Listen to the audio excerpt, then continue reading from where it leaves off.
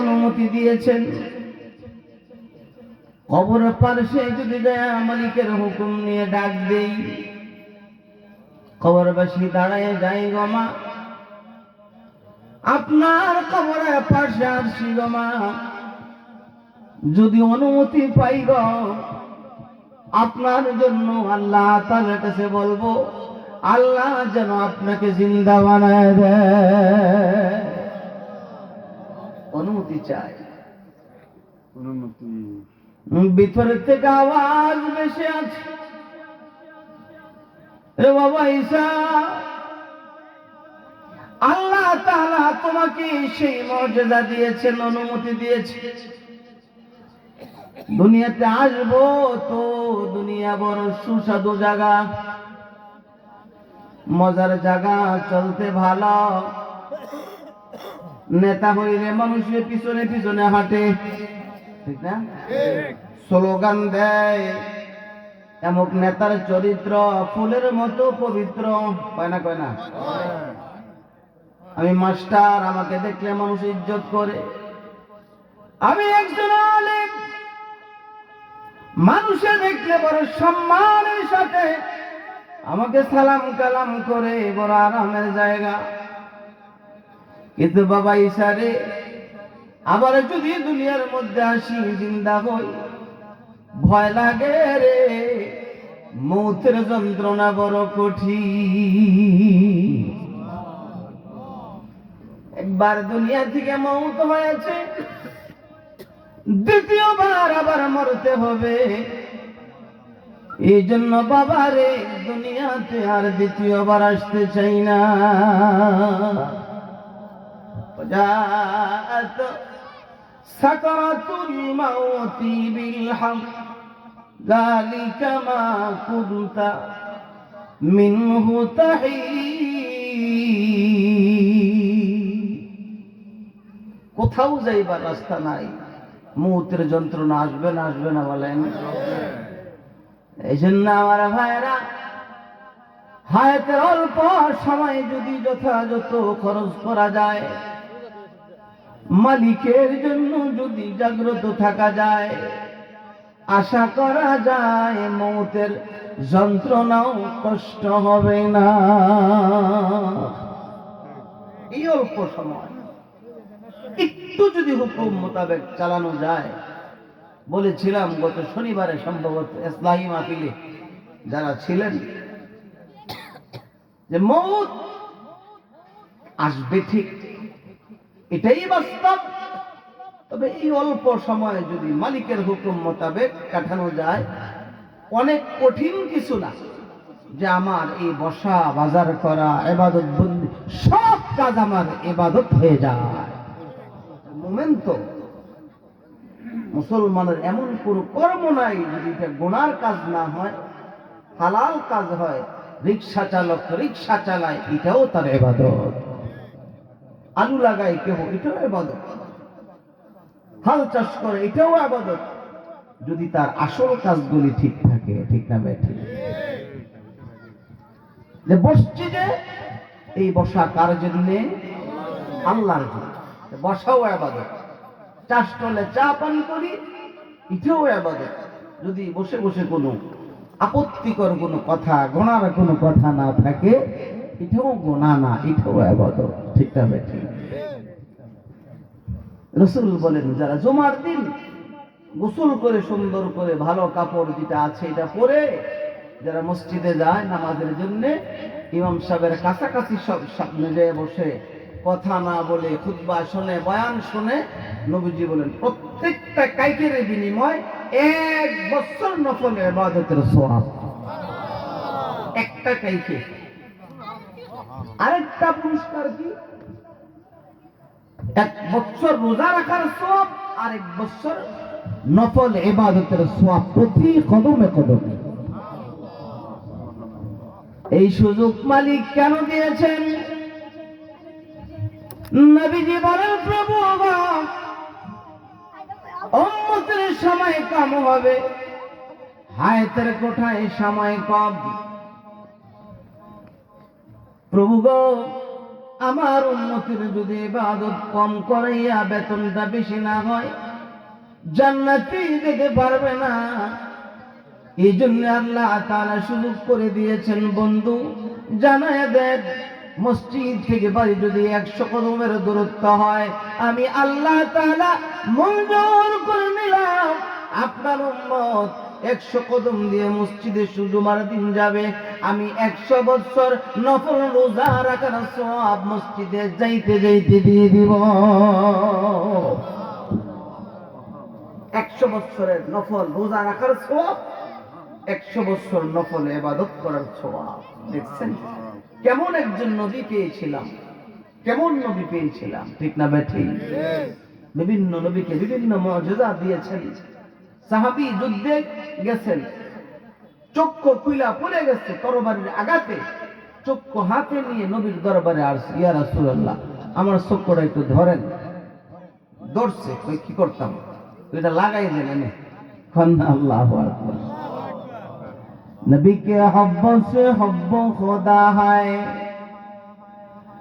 नबी के हब्बों से हब्बों खुदा है, कुल इन कुंतुम तुहिब्बुना गवाह है, कुल इन कुंतुम तुहिब्बुना गवाह है। रात में नबी जी चोखो लगाए दे, नबी जी दिखले साबिरे দিনের জন্য তোমার চক্ষু শাহাদাত বরণ করেছে, কাফেরের তরবারির আঘাতে চক্ষু খুলে পড়ে গিয়েছে। এ সাহাবী একটু ধৈর্য ধর না, এর বিনিময় আল্লাহ তাআলা তোমাকে জান্নাত দান করবে, এর বিনিময় আল্লাহ তোমাকে বেহেশত দিবে। সাহাবী শুনতে বেতাইয়া ডাক দিয়ে বলে, নবীজি ওর মালিক আমাকে জান্নাত দিবে। জান্নাত কে দিবে? আল্লাহ আমাকে জান্নাত দিবে।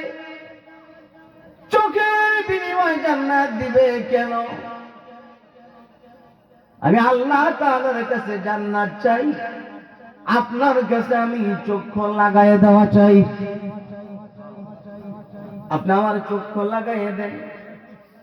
কানে কানে কয়, নবীজি রাগ করেন না, নতুন বিয়ে করছি, নতুন বিয়ে করছি, নবীজি চোখটা যদি বাদ দিয়া যায় বেরিয়ে কইব কানা জামাই, কি কইব? কানা রাই কি করতে চায় না, পছন্দ করতে। নবীজি নতুন বিবাহ করেছি, চক্ষু লাগাইয়ে দেন। রহমতের পয়গম্বর চোখ হাতে নিলেন, লালা মুবারক লাগাই দিয়েছে, চক্ষু জায়গার মধ্যে ফিট করে দিয়েছে। সাহাবী বলেন, বৃদ্ধ হয়ে যখন গেলাম, ভালো চোখের আলো নষ্ট হয়ে গিয়েছে। রহমতের পয়গম্বরের থুতুওয়ালা চক্ষু মুখ পর্যন্ত আলো নষ্ট হয় না, এমন রাসূল পেয়েছিলাম। সব নবীরা দোয়া করছে, আল্লাহ সুযোগ দিয়ে রাখছেন, নবীর দোয়া নবীর রাইখা দিচ্ছে। ইসলামী মাহফিলে বলেছিলাম, নবীর সফরের সঙ্গে আবু বকর ওমর রাস্তা দিয়ে হেঁটে যায়। আবু বকর তাকায়, ওমর তাকায়, লোক তো আর নাই, কিন্তু সালামের আওয়াজ পাওয়া যায় কোথায় থেকে। কে যেন সালাম দেয়, আসসালামু আলাইকা ইয়া রাসূলুল্লাহ, আসসালামু আলাইকা ইয়া হাবিবাল্লাহ। সফরের সঙ্গে শুধু দুইজন, সালামের আওয়াজ আসে কোত্থেকে? নবীজি দেখে আলী আবু বকর ওমর কি তালাশ করো? আবু বকর ডেকে বলে, নবীজি সালাম কে দে? সালামের শব্দ পাই কিন্তু লোক তো দেখি না।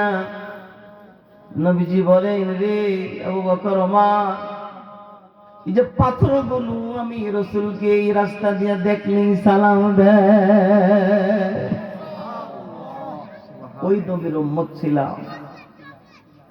সমস্ত মখলুকাতে যাকে চিনছেন। যুবক আয়েশা বলে, হ্যাঁ মোহাম্মদ, অমুসলিম যুবক, আপনি নাকি অনেক শক্তিওয়ালা লোক, আমি আপনার সাথে ডুব লাগ দিয়েছি। ধরে কোন নাউজুবিল্লাহ, শরীরের শক্তি তুই তো জায়গা পান এমন বেতাল্লা যুবক আছে না নাই? কারে কি কইব না কইব তাল পায় না, মানে আরে আমার বেটা ঘুষি, আরে আমার বেটা লাত্তি। যে আগে কইতে মুরব্বীরা যে গোফাটের কাছে যা বাইতে দেয়, এমন বেতাল্লা ফলা হয় নামগা এলাকায় একজনও নাই। পরিবেশ গান্ধা হয়ে যাবে কেন? শক্তি থুইতে জায়গা পায় না। তুমি কি একটু ভাবো না যে যারা আজকে বুড়া হয়ে গেছে, লড়তে চড়তে পারে না, তারাও একদিন তোমার মতো যুবক ছিলেন, ঠিক না ভাই? ঠিক। जुबानी दरदम तो बर्बाद कर दम, जुबानी दरदम तो बर्बाद कर दम, बदी बीरी के मी बीनी फता दाम, गिरफ्ता साहेब दौलत दारागो, गिरफ्ता साहेब दौलत दारागो, मोरा एक बारगी कर दी फारामोश। अरे যুবক, একটু ভাবুক, একটু ভাবো না, যাদের চেহারায় দাড়ি সাদা হয়ে গিয়েছে, এই লোকগুলো তোমার মতো একদিন যুবক ছিলেন।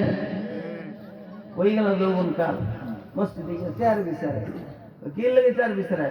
রুকু দিতে পারে না, সাজদা দিতে পারে না, বসলে দাঁড়াইতে কষ্ট, দাঁড়াইলে বসতে কষ্ট, আছে না নাই? ইচ্ছা করে মনে এমন করে নাকি? না, ইচ্ছা করে না, উঠতে পারে না, দুর্বল হয়ে গেছে। ثم من نطفة ثم يخرجكم طفلا ثم لتبلغوا أشدكم ثم لتكونوا شيوخا। ছোট্ট ছিলাম, চেহারায় দাড়ি ছিল না, দাড়ি এসে গেছে, দাড়ি সাদা হয়ে যাচ্ছে, এক দলের তো কাঁচা একটাও নাই। কে করেছেন এই পরিবর্তন? আচ্ছা যুবক বন্ধুরা, একটু শান্ত হও, একটু বলা হয়ে যাও রে যুবক। যৌবনকাল কিন্তু স্থায়ী কোন সম্পদ নয়, তোমার একা স্থায়ী কোন সম্পদ নয়, ঠিক না ঠিক? আসতেছে সেই দিনটা, অতএব নিজেকে নিজে একটু কন্ট্রোল করো, না হয় বিপদের কোনো শেষ নাই, ঠিক না ভাই? ডুব লাগতে আসে নবী, আরে কি কয় পাগলের ঘরে খাবেন? আমি বলছি নবী দুনিয়া ডুব লাগতে আছি তোর লগে, কয় না একটা ফেজ লাগতাম চাই, একটা ফেজ বলে লাগতে চাই। তো নবী যে বারবার এমন করে, নবী আর আপনাকে ধরে একটা উত্তম আছে, একটা বন্ধ হাত ধরে গিয়ে এমনি ঘুরে গেছে, বুঝতেই পারে না উঠতে কি করলেন এটা, আর এটা কি লোক কয় আবার লাগবে, বুঝতেই নেই কিছু, ধরছি না আপনাদের, আমার ডিলা দেওয়া হলে দিয়েছেন বন্ধ হাত ধরে, আবার বারবার আরেকটা ডিলা দিচ্ছে, 3 ডিলা খাইয়া কাছে এসে দৌড়ে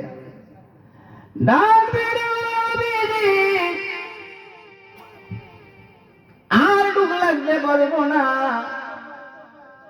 তবে একটা পরীক্ষা বাকি আছে।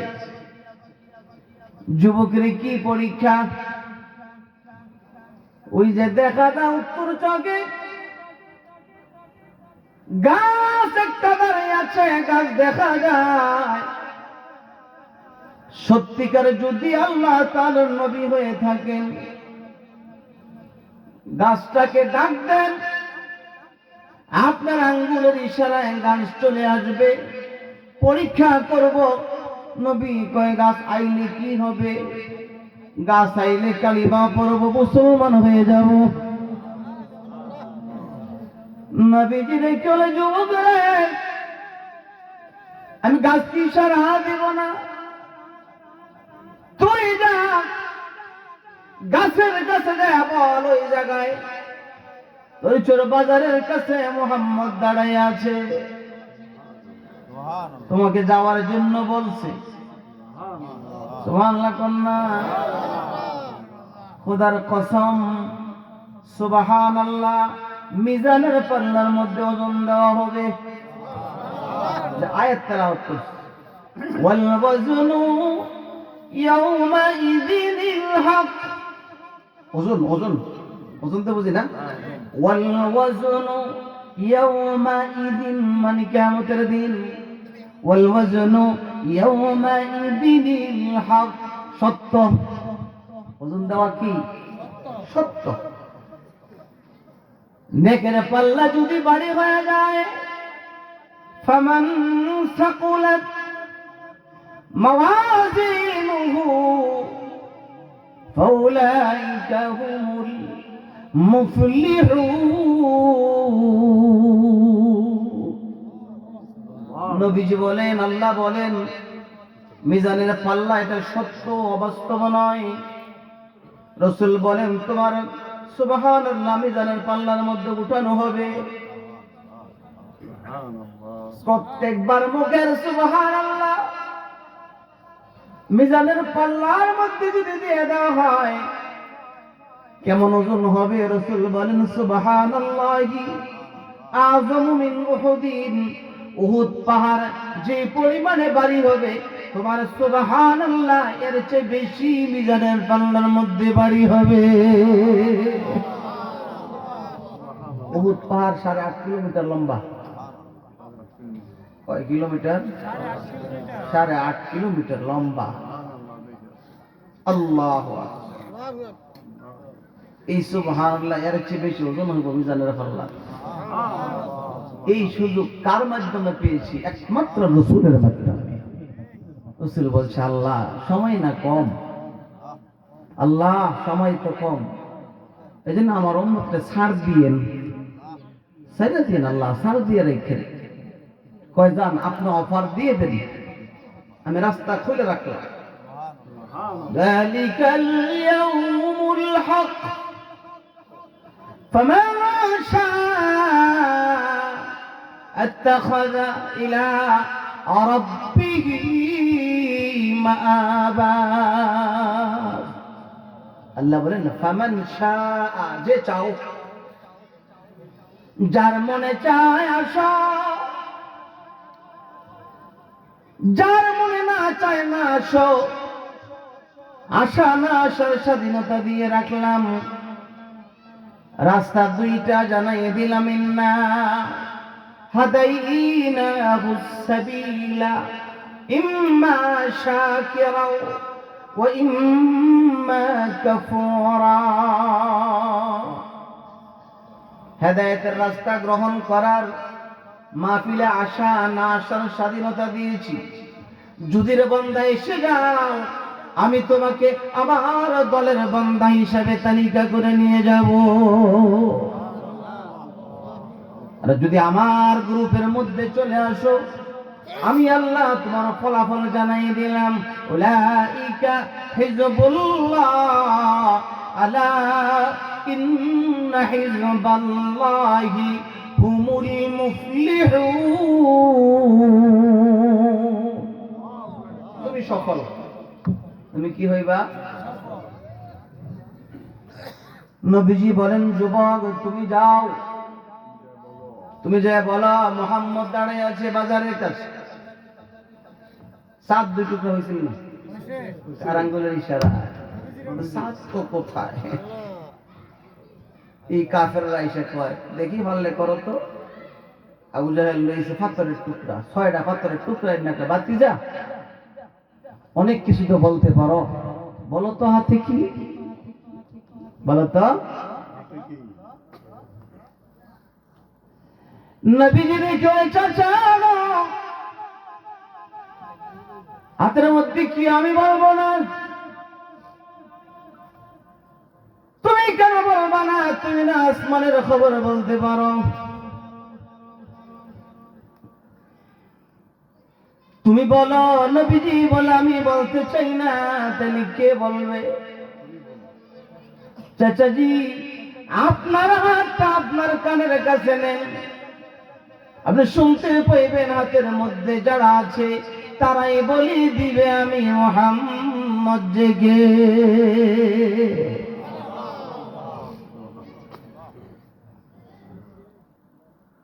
কানটার কাছে হাতটা নিলে ভিতর থেকে শব্দ বের হয়ে আসে, আশহাদু আল্লা ইলাহা ইল্লাল্লাহু ওয়া আন্নাকা রাসূলুল্লাহ, ওয়া আন্নাকা রাসূলুল্লাহ, আমরা সাক্ষী দিলাম আপনি আপনার রাসূল। সুবহানাল্লাহ। সেই রাসূলের উম্মত হয়েছিলাম। বড় সুযোগ হাতছাড়া হয়ে যাচ্ছে, বড় সুযোগ হাতছাড়া হয়ে গেল। সময়টা বড় দামি ছিল। এইভাবে গোনা দিয়া সময়টাকে পেছাইয়া কবর দিকে রওনা হয়েছে, ঠিক না ভাই? ঠিক। বড় সুযোগ ছিল। নবীর চেহারা তুলে ধরবে কবরে, ওইটা কি বলতে পারো? আপনাদের জবান দিয়ে বের হবে হুয়া মুহাম্মাদুর রাসূলুল্লাহ। জিজ্ঞাসা করবে ওমা ইউদরিকা, এই বেটা বললি তো, বললি কি করে? বাড়ি না পরিচয় ছিল বেটা, বাড়ি না বাগমারা ছিল, যে বাগমারার মানুষ এই মোহন ভাই কো গেছে গা, হ্যাঁ বাগমারা বেটা ভাই। আবার কেমনে করি যে মুহাম্মাদুর রাসূলুল্লাহ বলবে যে কারাআতু কিতাবাল্লাহ, আমরা কি পেয়েছি? আল্লাহ তাআলার কিতাবে পেয়েছি, কিতাব পড়েছি অথবা আলেমদের মুখে শুনেছি, তাই বলেছি উনি আমাদের রাসূল, আমাদের নবী। ফেরেশতারা বলবে ওকে ফাইনাল, তোমরা সফল হয়ে গিয়েছো। সুবহানাল্লাহ। একটু পরে বলি যদি সুযোগ হয়, যুবকেরটা কইলে ভুলে যান। যুবককে নবী যেই ডেকে বলে যা রে বল, কিছু পদ যুবকে যাওয়ার পরে ডাক দিয়েছে, যুবক একটু দাঁড়াও। কি বলেন? বলেন গাছের কাছে যে বলবা গাছটা যেন পুরাটা না আসে, একটু দেখাই। গাছ কেমনে আসবো? অর্ধেকটা আসবে, কাটবো কে? যুবক কাটবো কি, পারবো কি? কত সময়ের দরকার?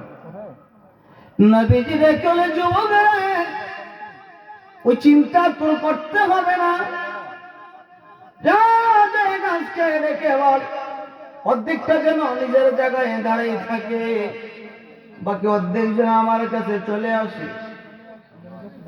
যুবক জয়া বলার সঙ্গে সঙ্গে এমন একটা শব্দ হয়েছে, গাছটা সমান ভাগে দ্বিখণ্ডিত হয়ে অর্ধেক দাঁড়ায় আছে, বাকি অর্ধেক। যুবক বলে এত দ্রুত আসছে আমি গাছের সঙ্গে দৌড়ে আসতে পারি না। তিনি ছিলেন রহমতের নবী, আমাদের নবী, ঠিক না ভাই? ঠিক। যেন যুবক বন্ধুরা অনেক বেজাল হয়ে যাচ্ছে দেশে, ঠিক না ভাই? ঠিক। বেশ কম হয়ে যাচ্ছে রে যুবক। এই যৌবনকাল স্থায়ী নয়।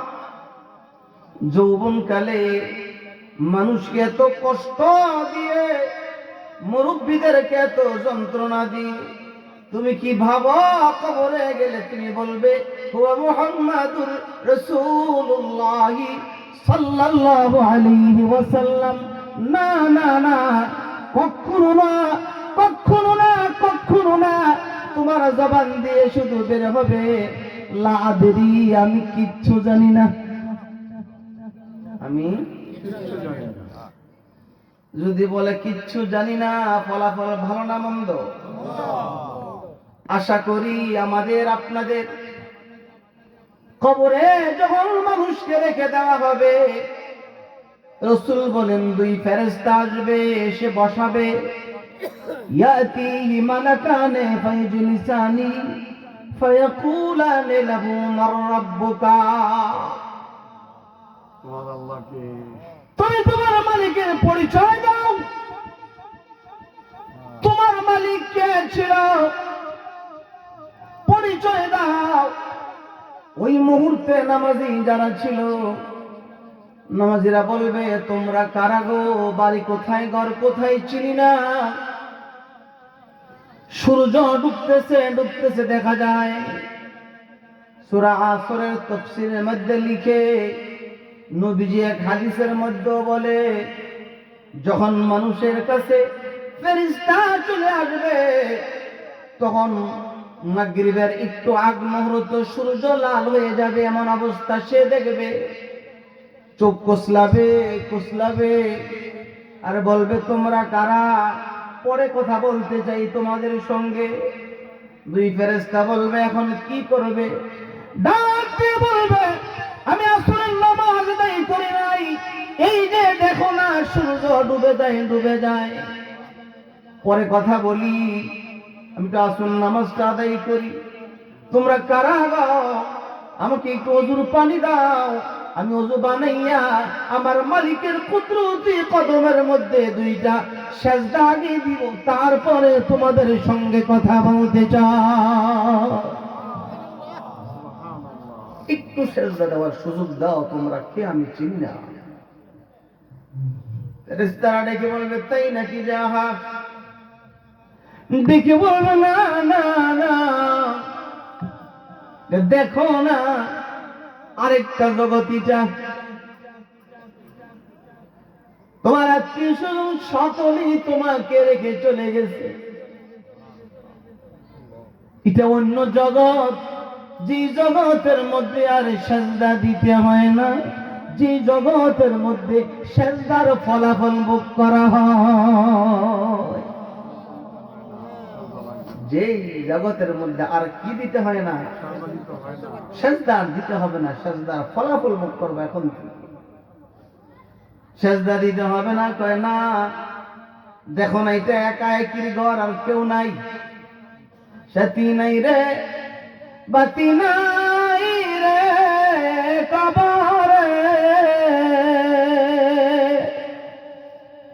বন্ধু নাই রে, বান্ধব নাই রে কবরে। কেউ নাই, কেউ নাই। দেখেন না খালেদা জিয়া কয়জন নিয়ে গেছে? একজন, কয়েকজন, অথচ ছেলে আইছে মানুষে যেমন কি হয়ে গেছে আগাইতে, গেছে না, হাজার হাজার মানুষ না, লক্ষ লক্ষ লক্ষ মানুষ সবারে দেখছে বেড়ায়। তারেক জিয়া সবার উপরে নজর পড়ছে না, জিন্দা আছে দেখে গেছে। আর বেড়িলা মরে গেছে গা, কেউ যাইতে রাজি হইল না। একজনও গেল, কেউ যেতে রাজি হলো না, ওই মাটি দেওয়া পর্যন্ত কেউ আর সঙ্গের সাথে যেতে চাইল না, কেউ যাইতে রাজি।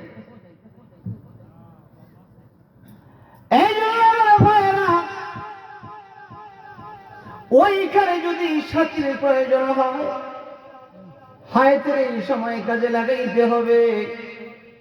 এবারে ডেকে বলবে, মালিকের পরিচয় দাও, তোমার মালিক কে ছিল?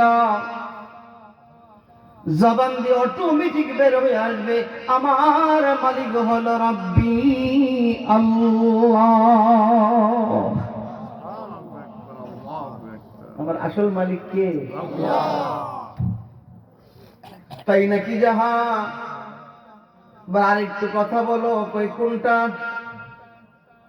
দিনুকা, তোমার ধর্ম কি ছিল? কোন ধর্মের অনুসারী ছিলে বলো?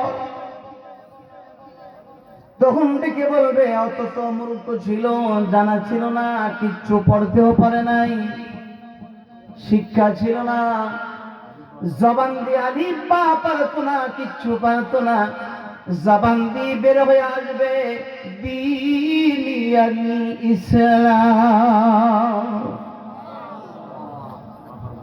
আমার ধর্মের নাম কি? ইসলাম। ইসলাম ছাড়া আরো যত ধর্ম আছে গ্রহণযোগ্য?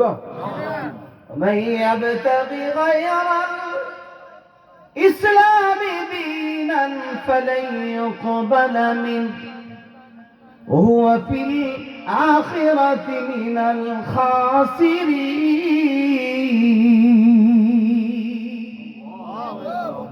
ইসলাম ছাড়া যত দল যত ধর্ম আছে সব ধর্ম অগ্রাহ্য ধর্ম, ঠিক না বেঠিক?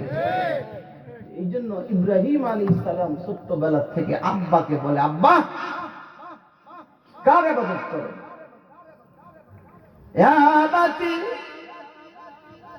লিমা তা'বুদু মা লা ইয়াসমাউ ওয়া লা ইউবসিরু ওয়া লা ইউগনি শাইআ। ইয়া আবাতি, হে আমার আব্বা, হে আমার আব্বা, লিমা তা'বুদু, কার ইবাদত করেন? মা লা ইয়াসমাউ ওয়া লা ইউবসিরু, যেটা কিচ্ছু দেখে না, কিচ্ছু শোনে না। মূর্তি কিছু দেখেনি, কিচ্ছু শোনেনি, কেন ইবাদত করেন? ওয়ালা ইউগনি আনকা শাইআ, আপনার কোনো উপকারও করতে পারে না, ক্ষতিও করতে পারে না, তার ইবাদত কেন করেন? এইজন্য দ্বীন ইসলাম হলো আমাদের ধর্ম, ঠিক না ঠিক? আল্লাহর কাছে গ্রহণযোগ্য ধর্ম কোনটা? ইন্নাদ দীনা ইনদাল্লাহিল ইসলাম। আয়াতে বলেন ইসলাম হলো আল্লাহ তাআলার কাছে মনোনীত ধর্ম, পছন্দের ধর্ম। এর আগের আয়াতটিতে তেলাওয়াত করলাম, আল্লাহ বলেন ইসলাম ছাড়া যত ধর্ম আছে, যত মন্ত্র আছে, যত তন্ত্র আছে, কোনো একটাও আল্লাহর কাছে গ্রহণযোগ্য না। হালে মুসলিম ই জামানা দরমিয়ানে খাসাম, हाल मुस्लिम ई जमाना दरमियान खासाम, बा मुसलमान अल्लाह अल्लाह बा ब्राह्मण राम राम, बा मुसलमान अल्लाह अल्लाह बा ब्राह्मण राम राम। ए मुसलमान সন্তানেরা বড় ভালো করে কান খুলে শুনে রাখার দরকার। মুসলমানের সন্তানেরা পূজার মধ্যে যায়নি না যায় না? জামেলাতে এখানে মসজিদে আইলে মিলাদ শরীফ পড়ে, ওইখানে গেলে আবার ওইখানেও তালে তালে তাল বাজায়। হ্যাঁ, আলে মুসলিম ই জামানা দরমিয়ানে খাসাম, হালে মুসলিম ই জামানা দরমিয়ানে খাসাম, বা মুসলমান আল্লাহ আল্লাহ বা ব্রাহ্মণ রাম রাম। খোদার কসম, খোদার কসম, যারা মূর্তির সামনে যায় মাথা নত করো, যারা ওইখানে যায় স্বাগতম জানাও, ইমানটা নিয়ে গেলে আসার সময় তোমার ইমান তোমার সঙ্গে থাকে না। ইমান তো হারাইছো মিয়া, কোথায় গিয়ে দিলা? ধর্ম যার যার, উৎসব উৎসব তার তার, সবার স্লোগান দিয়েছিল, ধর্ম যার যার, উৎসব সবার। এটা এটা এটা বুঝে হয়? এটা হলে কোরআনের বিরুদ্ধে না, কোরআনের বিরুদ্ধে কথা হয়। আল্লাহ বলেন ধর্ম তোমার, আনন্দ তোমার। কোন মুসলমান অমুসলিমের বাচ্চা, কোন হিন্দুর বাচ্চা তো কুরবানি ঈদ আইলো না, রোজার ঈদ আইলো না, আইসে নাকি? তাহলে তারটা তো তার, আমারটাও আমার, আমারটাও তার। এটা বুঝলো? কিন্তু মুসলমানই ফেসলা গেছে, মুসলমান ছিল না। হ্যাঁ, মুসলমানিত্ব নিয়ে যেতে হবে কবর। মুসলমানিত্ব যদি সঙ্গে কবরে যায়, তাইলে বের হয়ে আসবে রব্বি আল্লাহ, ঠিক না ভাই? আর যদি রেখে যাইতে হয়, শয়তান যদি রাইখা দেয়, তাইলে জবান দিয়ার পরিচয় এটা বের হবে না যে দ্বীন ইসলাম, আর বের হবে না, ঠিক না? আরেকটা কথা বলতে চাই রে ভাই, আরেকটা কথার জবাব দাও। আরেকটা কথা কি? কই যে দেখো একটা ছবি দেখো, অথবা হাদিসের ব্যাখ্যায় লিখেন, মদিনা থেকে সরাসরি পথ খুলে নবীজির চেহারা তুলে ধরা হবে। ওইটাকে ওনাকে চিনো? আগে যে বলেছিলাম চিনি, ওনার নাম কি? হুয়া মুহাম্মাদুর রাসূলুল্লাহ সাল্লাল্লাহু আলাইহি ওয়াসাল্লাম। কেন জানলি রে? ১,৫০০ বছর পরে আইসা বুঝি বাড়ি ধরি চর, বাড়ি চোরার চর, নাগাঁও, বাগমারা, আলিপুর। কেমনে জবাব দিলি তিনি মুহাম্মদ? দেখেছো? কয় না দেখি নাই। কেমনে বললি? করাতু কিতাবাল্লাহি, আল্লাহর কোরআনে পেয়েছি, আলেমদের মুখে শুনেছি, নবীর হাদিসের মধ্যে পেয়েছি তিনি আমাদের রহমতের কান্ডারি, উম্মতের কান্ডারি মুহাম্মদুর রাসূলুল্লাহ সাল্লাল্লাহু আলাইহি ওয়াসাল্লাম। যে রাসূলকে পাথরে সালাম দিত, যে রাসূলকে গাছে মাছে সালাম দিত, ঠিক না বেঠি? যাকে সকলেই চিজ। মদিনার এক দুষ্ট লোক, এক ইহুদি মোহাম্মদকে এমনি মারতে পারতাম না, একটা কৌশল করছে। কি কৌশল? একটা কুত্তা ফালা শুরু করছে। কি ফালা শুরু করছে? কুত্তা। মোটা হব, ভালো করে খাবার দিব, মোটা তাজা হইব। মোটা তাজা হইলে মোহাম্মদের বাইক না দাওয়াত দিব, দাওয়াত দিয়ে সুলাই দিব। সুলানি করে কামড় তাই কর। কুকুর বড় হয়েছে, নবীজিকে দাওয়াত দিচ্ছে। নবীজি মনে মনে ভাবছে বাড়িতে গেলে মনে হয় কালিমা পড়ে মুসলমান হয়ে যায়। বাড়ির উঠানে গেছে, এই শয়তান করছে কি কুত্তারে চুলাই দিছে। যা, কুত্তা তো দৌড়ে নবীর কাছে আইসে শরীরের কাছে যখন আইছে গ্রাম পাইয়া চেহারার দিকে চেয়ে দিছে। আল্লাহ, আর এটা কি? কুত্তা আবার মালিকের কাছে আবার পাঠাইছে, আবার আইসে আবার মালিকের কাছে আবার আইসে। তৃতীয়বার এসে উপরের দিকে তাকায় না, কুকুরের মাথা পয়গম্বরের কদমের সামনে লাগাই দিছে, পায়ের কাছে লাগাই দিছে। মালিক কুকুরকে লানত দেয়, কি ব্যাপার? এত আদর করে খাওয়াইলাম, লালন পালন করলাম, মোহাম্মদকে কামড় খাওয়াইবার জন্য। কুকুরের জবান দিয়ে কথা বের হয়েছে, কাকে বারবার কামড় দেওয়ার জন্য আমাকে পাঠাইলা? আন্দাজ করতে পারো নাই, চিনতে পারোস নাই, আমি কুকুর চিনতে ভুল করি না। রহমতের পয়গম্বরকে কামড় দেওয়ার জন্য বারবার পাঠাও। এই যে কুকুরের মুখের একটা কথা, মালিকের জিন্দেগির মোড় পরিবর্তন হয়ে গেছে। দৌড়াইয়া নবীকে ধরাইয়া ধরছে, হাউমাউ করে কান্নায় ভেঙে পড়েছে।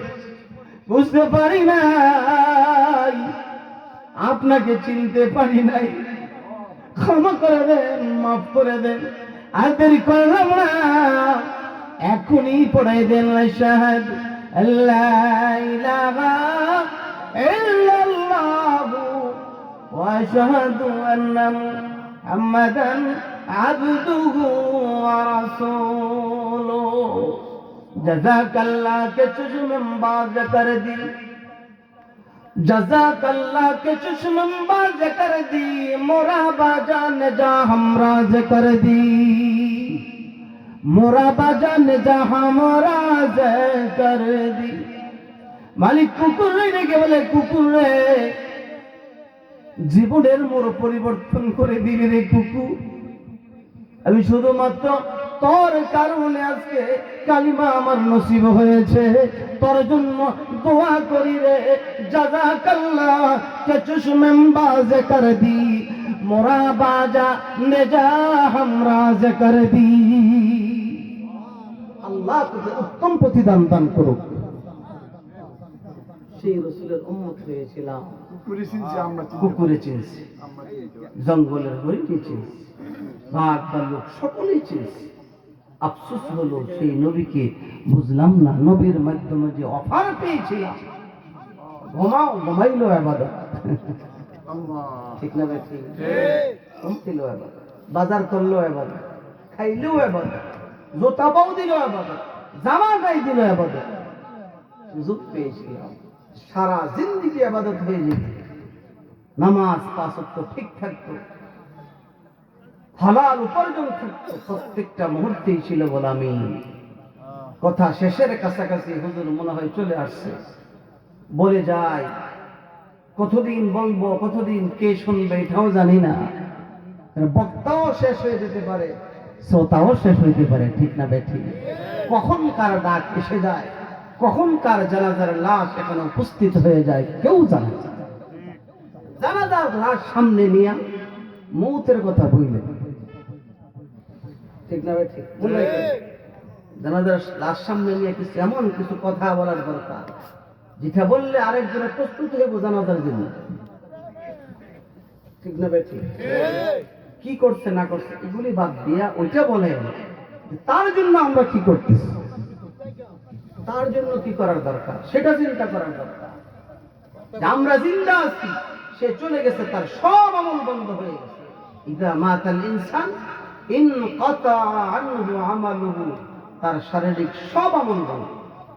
একজনও তো কইলেন না যে সবাই একবার আলহামদু পড়েন, 3 বার কুল আল্লাহ পড়েন, 2000 লোক হইলে 2000 কোরআন খতমের সওয়াব নিয়ে কবরে যাইতে। বফে তো খালি মনে হয় অন্য আবার সবার কাছে ভালো লাগতো না। হাসেন মোল্লার বুদ্ধে কি বাটনা কথা হয়ে গেছে না, এটাই বাস্তব। এটার দরকার ছিল, এটার দরকার ছিল যে সবাই তার জন্য। পরের দিন তার একটা জানাজা ছিল, তখন দিয়ে তো বক্তৃতা দিলেন না? হ্যাঁ, লাশ সামনে নিয়ে এমন কিছু বলার দরকার যেটা তার সঙ্গে কবরে যাবে। রাসূল বলছেন তার জন্য ইস্তেগফার করো, ইস্তেগফারু লিআখিকুম, এই তোমরা যারা জিন্দা আছো তার জন্য আল্লাহর কাছে ক্ষমা চাও। ইস্তেগফারু লিআখিকুম, তোমার ভাইয়ের জন্য আল্লাহর কাছে মাফ চাও। বক্তৃতা করে দাও, ঠিক না ভাই? ওগুলি শিখার দরকার। যিনি চলে গেছেন তার সব শারীরিক সব আর কিচ্ছু বলার সুযোগ নাই। এই জন্য হায়াতের সময়টা অযথা এইভাবে নষ্ট হয়ে যাচ্ছে। বিশেষ করে এলাকার যুবক ভাইদেরকে বলবো, এখানে তো বেশি নাই যারা মাইকের আওয়াজ যারা শোনো, একটু পরিবেশটারে সুন্দর করো। রমজান আসতেছে, রজব মাস চলে আসছে, যেন রহমতের বাতাস দুনিয়ার মধ্যে চলে আসছে। রহমতের বাতাস চলে আসছে, ব্যবহার করো। মুরব্বী যারা আছেন কোরআন শরীফ পড়তে পারেন না, ওই দিন বলছিলাম যে আল্লাহর বান্দা ইন্তেকালের আগে তার মেয়ে কাঁদতেছে, মেয়েকে বলে মা কাঁদিস না, কাঁদিস না। যেই ঘরে থেকে বিদায় হচ্ছি, এই ঘরে বসে বসে আল্লাহ তাআলা কোরআনকে 4000 বার খতম করেছে, 4000 খতম করেছে। আশা রাখি কোরআন আমার সঙ্গে কবরে যাবে, কারণ রাসূল বলছেন ইযা বুজিআল মাইয়িতু ফি কবরিহি জাআল কুরআনু ইনদা রাসিহি, মাতার কাছে কোরআন চলে যাবে। এই জন্য যারা কোরআন পড়তেও পারেন না, নৈরাশ হওয়ার কারণ নাই। এমন নবীর উম্মত হয়েছিলাম, নবী বলছেন আমার উম্মত 3 বার কুল আল্লাহ পড়ব, আল্লাহ আপনি 1 খতমের সওয়াব দিয়ে দেন। আল্লাহ কয় বাজেট করে দিলাম। ঘরে বসে বসে পড়েন, সাহস অন্তরে, এই সাহস রাখেন যে 3000 বার কুল আল্লাহ সূরা পড়ছি মানে আল্লাহ এই ঘরে বসে 1000 কোরআন খতমের সওয়াব আমি পেয়েছি। করবো তো ইনশাআল্লাহ। আমি বারবার অন্তত সূরা ইখলাস আমিও পড়ি আলহামদুলিল্লাহ। আপনারা পড়েন, দোকানে বসে বসে নুরুল ইসলাম ভাই পড়েন, পড়বেন তো ইনশাআল্লাহ। যারা দোকানে যায় তাদেরকেও বলবেন ফাহিশা কথা কমায় বলো, যে দোকানে বসে বসে কত বাজে কথা বইলা তো কত গুনাহ কামাইছি। ওই শাস্ত্রে বসে কিছু তাসবিহাত করবেন, সুবহানাল্লাহ পড়বেন, লাভটা কি হবে?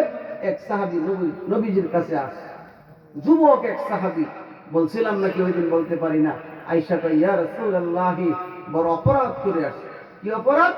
মদিনার এক প্রান্তের এক মহিলার সঙ্গে অনেক কিছু গুনার কাজ করেছি, মাগার জিনা হয় না, জিনা ছাড়া অনেক গুনাহ হয়েছে। তো নবীজি চুপ হয়ে গেছে, কিছু বলে না। নবীজি আমাকে কিছু করেন, আমি অপরাধী বলছিলাম। তো নবীজি কিছু বলেন। হযরত ওমর হযরত ওমর বলে এই যুবক, না বললেও পারতাম, তুমি যদি তোমার অন্যায়টা ডাইকা রাখতা, আমি আশা করি যে আল্লাহ তাআলা তোমার অন্যায়টা ডাইকা তোমাকে মাফ করে দিতেন। তো নবীজি কিছু বলে না, তো ওই সাহাবী যুবকের মনে তো শান্তি নাই, ঠিক না ভাই? ঠিক। আদালতের মধ্যে যে যদি জজে কিছু না কয়, আমি আরেকবার যদি কয় তোমার মাফ করে দিচ্ছে, ওই বলে এটা এই তো মনে মনে কেউ যায় এর কয়বার কি বাকি হজরত তোমরই কয় যে, তো সাহাবী উঠে জায়গা যুবক উঠা একেবারে স্কুলের কাছে গেছে, নবীজি একজনকে ডাক দিছে, কয় এরা ডাক দাও। যুবককে ডেকে নিয়ে আমাদের আজকে প্রধান বক্তা প্রবীণ একজন ওয়াইজ আমাদের দেশের, ঠিক না ভাই? ঠিক।